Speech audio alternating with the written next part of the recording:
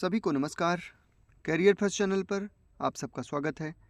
Dictation लिखने के लिए तैयार रहें। Ready, start.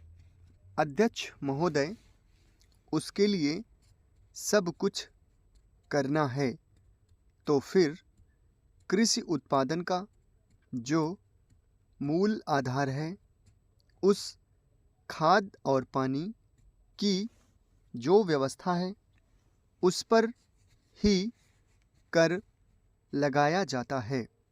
तो मेरे मन में आता है कि कहीं वित्त मंत्री महोदय अपनी ही बात को अपने ही सिद्धांतों के द्वारा तो काट नहीं रहे हैं।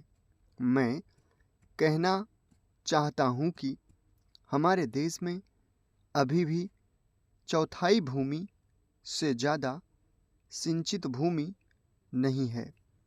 इस देश की जितनी कृषि योग्य भूमि है, उसका चौथाई से भी कम हिस्सा ऐसा है जो सिंचित भूमि के नाम से पुकारा जा सकता है।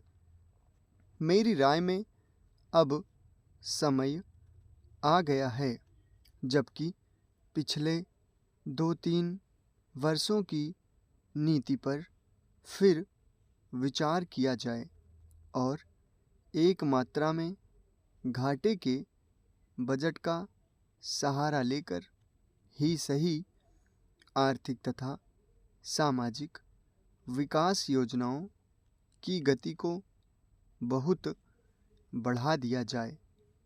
इस मामले में मैं समझती हूँ कि तुरंत कार्यवाही होना चाहिए ताकि आज जनसाधारण में जो असंतोष उभर रहा है वह हानिकर दिशाओं में ना चलने पाए।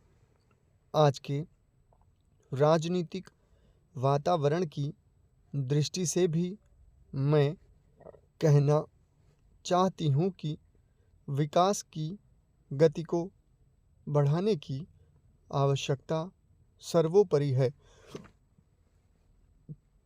जहाँ तक कि नए बजट के अंतर्गत कर नीति का संबंध है, अच्छा होता यदि मिट्टी के तेल जैसी वस्तुओं पर अतिरिक्त कर ना लगाया जाता। मेरी राय में इस प्रकार के करों से बचना ही उचित है, परंतु वस्तु स्थिति कुछ ऐसी लगती है कि प्रायः गरीबों पर करों का भार लादे बिना सरकार की गाड़ी आगे बढ़ ही नहीं सकती।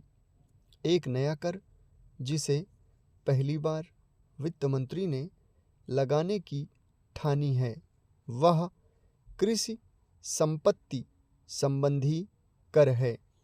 अब से पहले कुछ राज्यों में कृषि संबंधी आयकर लगाया गया था, परंतु उसके प्रशासन तथा वसूली आदि में इतनी कठिनाइयाँ आईं कि राज्य सरकारों को अपनी नीति बदलनी पड़ी। बात यह है कि जहाँ करोड़ों अनपढ़ तथा गांवों में बसने वाले किसानों पर हिसाब किताब रखने और रिपोर्ट भेजने की जिम्मेदारी लादी जाती है, वहाँ ऐसा कोई कर सफल नहीं हो सकता। उल्टे उसके कारण लाखों लोग कई प्रकार से सताए जाते हैं और फिर वे लोग सरकार से नाराज हो जाते हैं। इसलिए पहले देखना यह पड़ेगा कि कर कितने कृषकों पर लागू होने वाला है और उससे कितना रुपया कर के रूप में वसूल होगा। समाप्त।